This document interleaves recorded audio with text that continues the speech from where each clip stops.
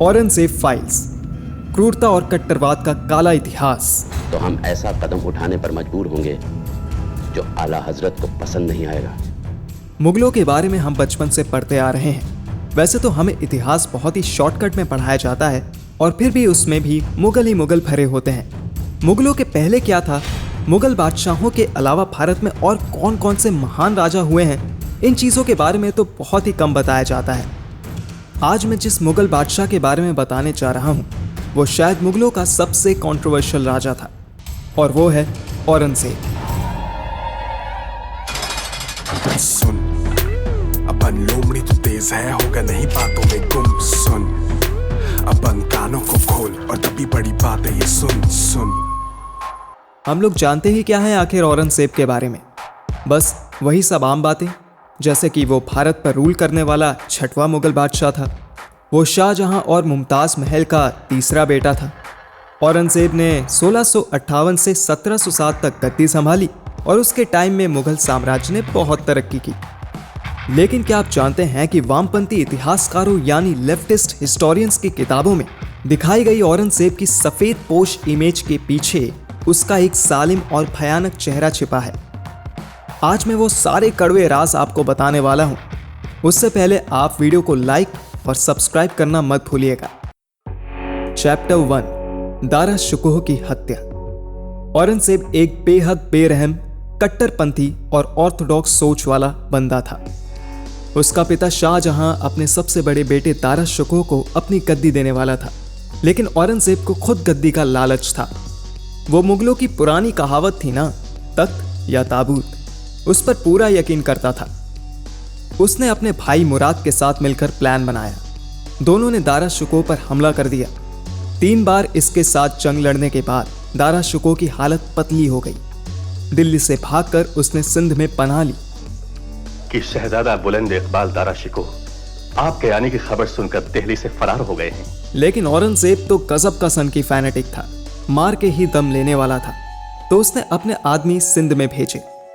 सिंध से दारा शुकोह और उसके 14 साल के बेटे सिफिर शुकोह के साथ पकड़कर लाया गया। उसने ना तो अपने भाई पर रहम खाया, ना ही भतीजे पर। दोनों को बेड़ियों में जकड़कर एक छोटी सी हथनी पर धूल और कीचड़ में सने हौद पर बिठाकर कड़ी चिलचिलाती धूप में सरे बाजार घुमाया। अगले दिन औरंगजेब के आदमियों ने जेल में दारा शुकोह के बेटे के सामने ही उसका सर धड़ से अलग कर दिया। पर इतने से वो वहशी का मन नहीं भरा। उसने अपने भाई का कटा हुआ सर लिया और अपने बाप शाहजहां को खाना खाते वक्त थाली में सजाकर पेश किया। चैप्टर 2, जुर्म के साथी मुराद और बाकी के भाइयों की हत्या। Aurangzeb wanted to be the one and only. Dara Shikoh को मारने के बाद रास्ते के बाकी कांटे हटाने थे, तो उसने अपने दूसरे भाई शुजा, अपने चचेरे भाइयों और भतीजों को भी मौत के घाट उतार दिया। वो अपना राज्य अपने उस भाई मुराद के साथ भी नहीं बांटना चाहता था, जिसने उसके हर जुर्म में उसका साथ दिया। इसलिए उसने मुराद को भी धोखा दिया और गलत आरोप लगाकर उसका सर कलम करवा दिया। औरंगजेब मजहबी रेडिकल था और दूसरे धर्मों से नफरत करता था। हिंदुओं से उसे खास नफरत थी। औरंगजेब भारत को एक इस्लामिक कंट्री बनाना चाहता था। धर्म परिवर्तन कराने के लिए वो गैर मुस्लिमों, खासतौर पर हिंदुओं पर बहुत अत्याचार करता था। उसके राज्य में गैर मुस्लिम और हिंदू महज एक गुलाम की हैसियत रखते थे। उन्हें कोई अधिकार नहीं मिलते थे। जो मुस्लिम धर्म नहीं मानता था उसे अपनी धन दौलत, जमीन और घर की औरतों को बचाने के लिए जाजिया टैक्स देना पड़ता था। हिंदू व्यापारियों को ड्यूटी टैक्स भी देना पड़ता था, जबकि मुस्लिम हैड टू पे नो टैक्स। यहाँ तक कि गैर मुस्लिमों को अच्छे कपड़े पहनने की भी मनाही थी। हिंदू घोड़े, हाथी या पालकी की सवारी नहीं कर सकते थे और हथियार रखने की भी इजाजत नहीं थी। उन्हें मुसलमान तबके के सामने झुक कर रहना होता था। जब कोई औरंगजेब के खिलाफ सर उठाने की कोशिश करता तो जनता को सबक सिखाने के लिए बीच चौराहे पर उसकी हत्या कर दी जाती थी। चैप्टर 4, मंदिर विरोधी।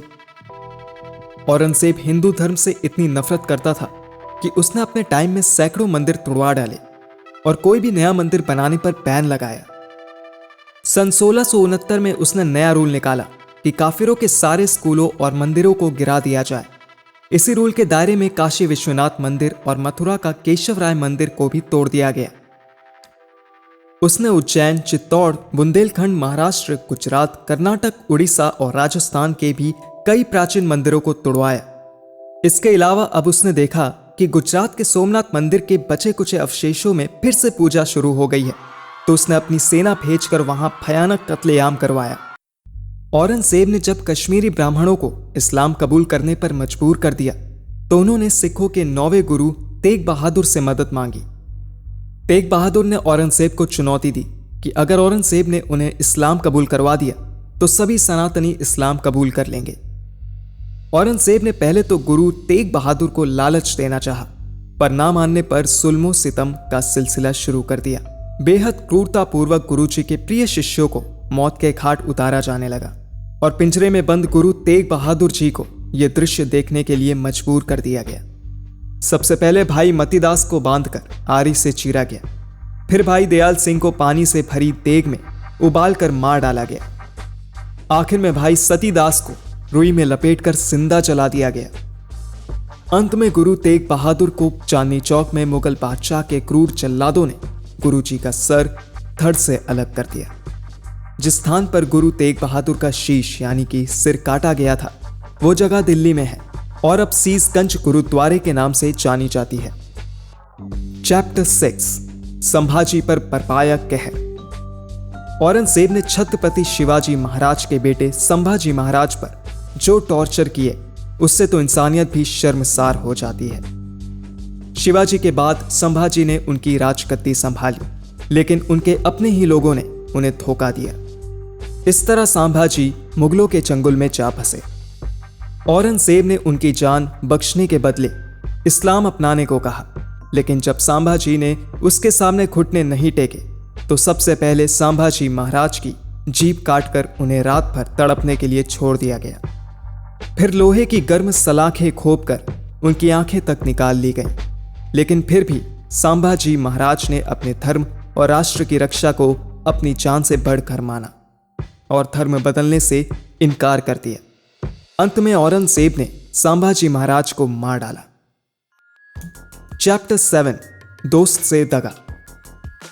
औरंगजेब की टक्कर का केवल एक ही राजा था जिससे वो डरता था, मारवाड़ के राजा जसवंत सिंह। औरंगजेब के मंसूबों पर राजा जसवंत सिंह ने कई बार पानी फेरा था। राजा जसवंत सिंह और दारा शिकोह ने मिलकर औरंगजेब के खिलाफ कई जंग लड़ी थी, लेकिन जिस साल दारा शिकोह आखिरकार पकड़ा गया, जसवंत सिंह को औरंगजेब से समझौता करना पड़ा। लेकिन इस दिखावे की दोस्ती के पीछे औरंगजेब दिल में रंज रखता था। औरंगजेब ने राजा जसवंत सिंह के मौत के बाद उनका राज्य हड़पने के लिए एक गंदी चाल चली। उसने राजा जसवंत सिंह के 16 साल के बेटे कुंवर अजय सिंह को अपने यहाँ खिलत अता करने के लिए बुलाया। खिलत एक तरह का कपड़ा होता था, जैसे आजकल हम किसी को शॉल पहनकर सम्मानित करते हैं, वैसे ही। वहां पहुंचने पर औरंगजेब ने कुंवर को हीरे मोतियों से जड़ी खिलत पहना दी। थोड़ी ही देर में कुंवर का गला सूखने लगा, शरीर नीला पड़ने लगा और देखते ही देखते उसके प्राण पखरू हो गए। औरंगजेब ने उसे जहर में बची हुई खिलत पहनाई थी। चैप्टर 8, बेटी चेबुनिसा पर सुल। औरंगजेब की बेटी चेबुनिसा उदारवादी ख्यालों की थी। वो छिपकर मुशायरे में जाती थी और मुख्फी नाम से शेर व शायरी लिखा करती थी। औरंगजेब को ये मॉडर्न ख्यालात बिल्कुल पसंद नहीं थे।